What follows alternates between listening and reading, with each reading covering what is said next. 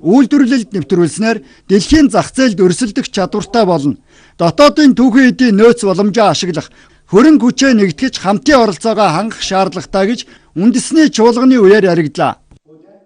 Анагаахын шинжилгээ ухааны их сургууль, одоо шинжилгээ ухааны технологийн их сургууль, одоо МОИС гэх юм уу тийм ийм том их сургуулиуд бүгдээрээ одоо дундаа нэг одоо цөмөл лабораторитой байх боломжтой. Ижлэхэн багажийг олон газар авч явахын оронд нэг ийм том төв байгуулад тэрэндээ нэг багаж аваад ажиллаад харин тэр илүү гарсан мөнгөөрөө өөр одоо шинэ технологи мөн шинэ багаж бодлож аваад одоо судалгааны ажлаа юм уу урагшлуулал илүү нэмэртэй болов гэж бодож байна. Хөрөнгө оруулалт маш чухал байдаг.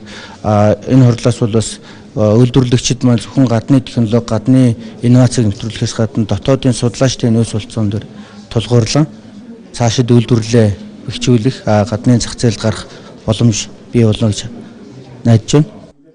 За шинжлэх ухааны бүтээлүүд эрдэмтдийн судалгаа шинжилгээний баримтуудыг архивын тоосонд дараад өнгөрөх биш, бодит ажил болгож үйлдвэрлэлд нэвтрүүлэхэд төрийн бодлогыг чиглүүлэх ёстой гэж чуулганд оролцогсод үзэж байна. Залуу эрдэмтдийн бүтээл судалгаа шинжилгээний ажлын ололтыг үйлдвэрлэлийн хөгжлийн гарц шийдэл болгохын тулд хөрөнгө санхүүжилтийн оновчтой механизмыг бүрдүүлэх, зөв зохицуултыг хийх ёстой гэсэн чиглэлийг холбогдох салбарын яамныхан баримталж байна.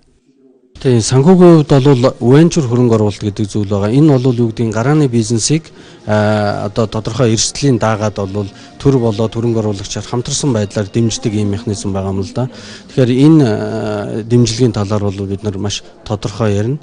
За ер нь бол оюуны эмчийн үнэлгээний асуудлуудыг бас бид нар нэлээд одоо хөндөж ярих гэж байгаа. За аж үйлдвэрийн яамны төлөөллийн мэдээллээс үзвэл улсын хэмжээгээр шинжлэх ухааны бүтээлүүдийг үйлдвэрлэлд нэвтрүүлэх чиглэлээр улсын төсвөөс жилдээ 37 тэрбум төгрөгийг зарцуулдаг байна. Энэ бол бусад оронтой харьцуулахад доогуур үзүүлэлтэд хамаарч байгаа юм.